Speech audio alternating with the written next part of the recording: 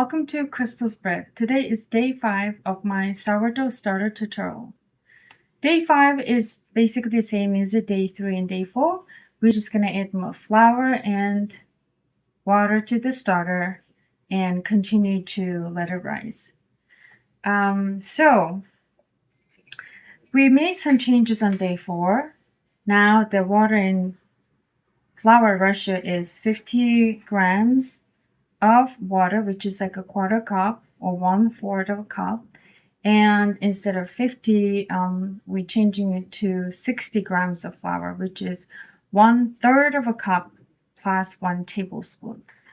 So this was since day 4, and now I see there's a sign of some air bubbles in the starter, and if you notice there is air bubbles on the top, you see. I'm going to give it another day or two just to make sure I got the right consistency and right rising of the starter to make a bread.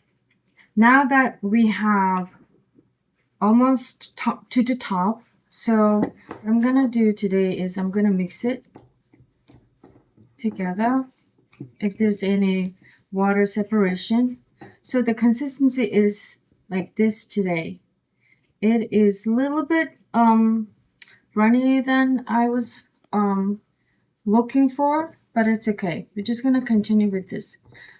So we're going to take the half of the starter because it's going to be full by the time I add more flour, and so I'm going to leave 150 grams because we added 70 grams plus 50, that's 120. I'm taking out 120 out, so I should leave left with 150.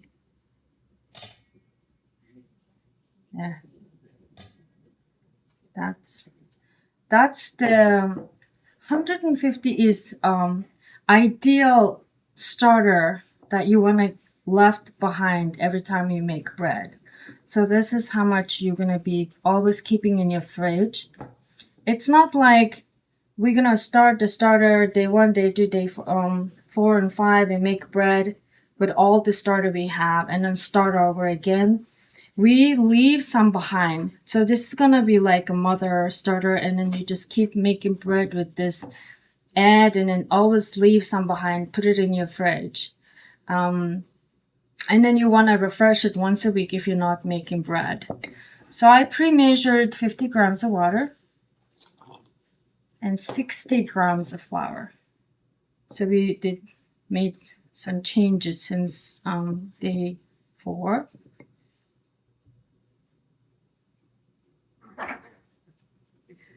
And we're gonna mix it. So we adding a little more flour than we started in the beginning, just to make it a little thicker. So, and we're gonna let it rise another day or 2, and then we're gonna try to make a bread with this starter. So for now, it looks like the consistency is like that.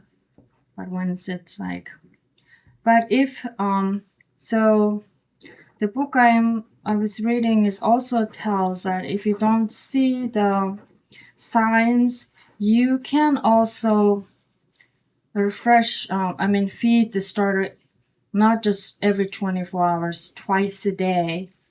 So we can try that too with this one. So we're gonna give it a day or 2.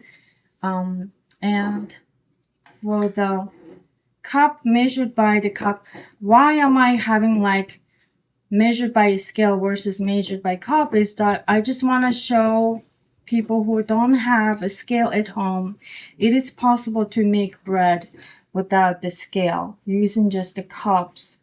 Even if you don't have cups, measuring cups, you can use just regular cups or bowls or anything, just your tablespoon at home, and then you can use it. It is possible. It is doable. So don't be discouraged. So this is 1/3 plus 1 tablespoon flour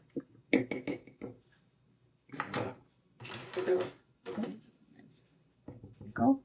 And then 1/4 cup of water, or 50 grams of water, and 60 grams of flour. So for water, lately it's been hot outside and my house is quite warm. The room temperature water in my house at this time is pretty warm. If in case your house is cool and your room temperature water, you think it's a little chilly, cold water, then I would suggest you need to heat up your water, preferably 70 to 75 Fahrenheit or 21 to 23 Celsius. It could be the water. We can keep on trying doing this one, and sometimes, you know, make some changes like using warm water and changing your flour. If your flour is sitting in your kitchen for a while, then maybe buy new flour and try with this, and you can change things to see if it's gonna work out for you. So we're gonna let it rise for 24 hours, and we're gonna see if we can make bread with the starter. Thank you for watching.